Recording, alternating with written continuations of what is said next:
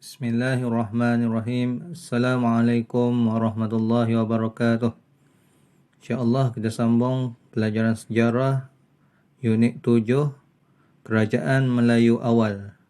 Okey, kali ini kita sambung tajuk seterusnya, hubungan diplomatik Kerajaan Melayu Awal di Kepulauan Melayu. Okey, apa itu hubungan diplomatik? Hubungan diplomatik ialah hubungan yang terjalin antara sebuah kerajaan dengan kerajaan yang lain. Kerajaan Melayu Awal menjalinkan hubungan diplomatik dengan dua kuasa besar pada masa itu, iaitu China dan India. Okey, boleh tengoklah ni. China dan India. Okey, antara kerajaan Melayu Awal tu Kedah Tua, Sriwijaya dan Majapahit. Okey, antara hubungan diplomatik ni dari sudut politik. Okey, yang pertama, Kerajaan Melayu Awal menjalinkan hubungan diplomatik untuk mendapatkan pengiktirafan dan menjamin keselamatan bagi mengekalkan kedudukan. Ginilah kalau kita berbaik dengan kuasa besar seperti China dan India ni, kerajaan kita ni akan selamatlah. Dia orang akan sama-sama menjagalah kedaulatan ataupun keselamatan kerajaan Melayu Awal. Okey, sini ukiran pada dinding Candi Borobudur yang menggambarkan situasi rakyat sedang menghadap raja. Ni contohlah rakyat menghadap raja.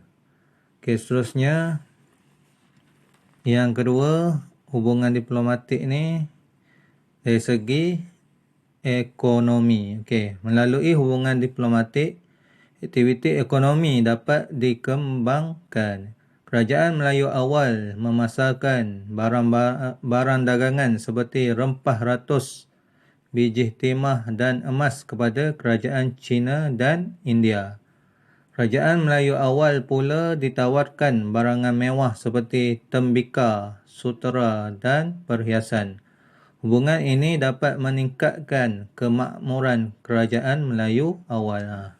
Sama juga dengan strategi politik tadi. Hubungan diplomatik dari segi ekonomi juga dapat meningkatkan lagi kemakmuran kerajaan Melayu Awal. Okey, ni contohlah. Ni rempah ratus. Sekarang ni masih ada, kita kenal lah. Seterusnya manik yang dijadikan barang perhiasan. Ni manik. Orang dulu pun dah ada manik. Okey, lagi yang ni seramik. Okey, ni contohlah seramik orang zaman dahulu kan. Seterusnya dari sudut sosial.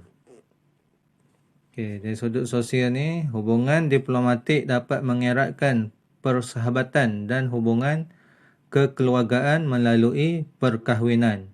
Hubungan ini dapat mewujudkan keamanan di Kepulauan Melayu. Dia hubungan diplomatik dari segi sosial ni melalui apa? Hubungan kekeluargaan dan perkahwinan.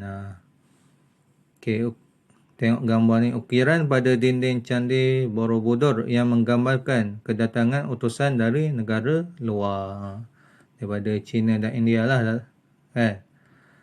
Kerajaan Melayu Awal yang menjalinkan hubungan diplomatik dengan China dan India berjaya mengukuhkan kedudukan politik, ekonomi dan sosial di alam Melayu. Tiga tadi kan. Dari segi politik, dari segi ekonomi dan juga sosial ni. Ada perkahwinan lah. Daripada China dengan India tu berkahwin dengan orang kerajaan di Kepulauan Melayu ni.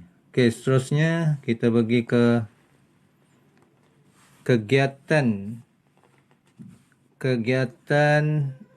ekonomi Kerajaan Melayu Awal di Kepulauan Melayu. Kerajaan Melayu Awal menjalankan pelbagai jenis kegiatan ekonomi seperti pertanian, perdagangan, mengutip hasil hutan dan laut, perlombongan dan pembuatan. Kita tengoklah satu persatu. Yang pertama dari sudut pertanian. Lokasi Kerajaan Melayu Awal di lembah sungai amat sesuai untuk kegiatan pertanian kerana tanahnya subur. Mereka mengusahakan tanaman seperti padi, pisang, buah pala dan ubi kayu. Hasil tanaman ini dipasarkan untuk memenuhi keperluan penduduk. Okey, kita tengoklah gambar kat bawah ni. Penanaman padi merupakan kegiatan ekonomi masyarakat Kerajaan Kedah Tua dan Majapahit. Orang dulu tanam padi kan. Yang gambar sana tu nak tanam pokok-pokok lain lah. Seperti pokok pisang, ubi kayu dan sebagainya. Sampai sekarang orang Melayu masih lagi tanam padi dan juga banyak lagi kebun-kebun buah-buah yang lain. Okey, seterusnya dari sudut yang kedua, pelabuhan perdagangan. Lokasi Kepulauan Melayu yang berada di Jalan Laut Perdagangan Timur dan Barat menyebabkan kegiatan perdagangan Kerajaan Melayu awal berkembang maju. Kewujudan pelabuhan memudahkan pedagang untuk singgah dan menjalankan kegiatan perdagangan di Kepulauan Melayu. Barangan dagangan utama ialah rempah ratus seperti lada hitam, bunga cengkeh dan buah pala. Lokasi Kerajaan Melayu awal ni sangat strategik di antara timur dan barat. Maksudnya berada di tengah-tengah laluan.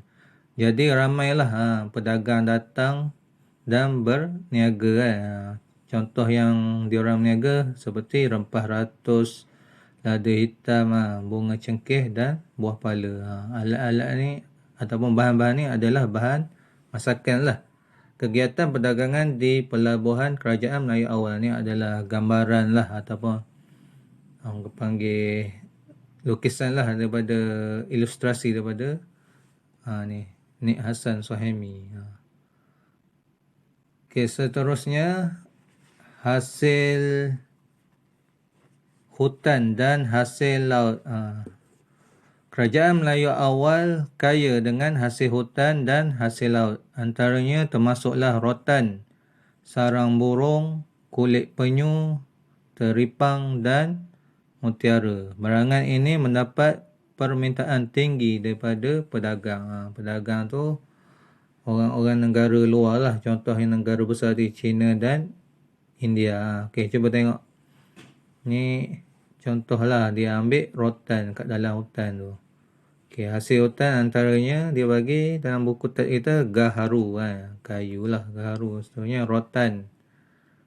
Yang rotan kat sekolah tu ni lah ambil daripada ni lah. Buat daripada rotan ni. Seterusnya kapur barus. Hasil laut pula dia bagi contoh mutiara. Mutiara ni ada kat dalam tiram. Seterusnya teripang.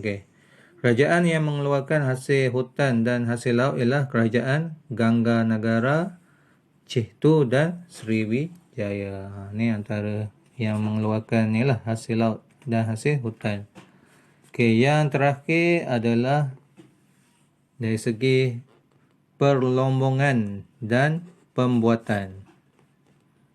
Masyarakat Kerajaan Melayu awal menjalankan kegiatan perlombongan seperti biji timah, biji besi dan emas. Kegiatan pembuatan menghasilkan barang perhiasan, tembika dan senjata. Ni contohlah orang yang buat biji pembuatan ni lah, biji timah, biji besi dan emas.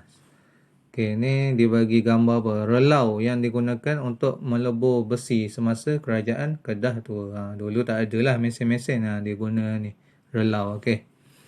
Kerajaan Kedah Tua, Gangga Negara dan Santubong merupakan antara kerajaan yang menjalankan kegiatan perlombongan dan pembuatan. Pelbagai kegiatan ekonomi berasaskan sumber alam berkembang dengan pesat sejak zaman Kerajaan Melayu awal. Kekayaan sumber alam haruslah dimanfaatkan dengan bijak supaya dapat dinikmati oleh generasi akan datang. Maknanya harap kamu dapatlah ingat ada hubungan diplomatik di antara Kerajaan Melayu awal dari segi politik, ekonomi dan juga sosial. Kegiatan ekonomi pula lebih kepada pertanian, pelabuhan perdagangan, hasil hutan dan hasil laut serta perlombongan dan perbuatan. Itulah adalah kata aktiviti kan orang dulu-dulu dan masih lagi diteruskan sampai sekarang. Okey, Mak Lin rasa cukup sekadar tu saja untuk tajuk ni. Harap kamu semua dapat fahamlah kegiatan orang-orang Melayu dulu kan, kerajaan Melayu dulu dan juga hubungan diplomatik dengan negara seperti China dan India. Okey, cukup sekadar tu saja. Okey, wallahu alam. Assalamualaikum warahmatullahi wabarakatuh.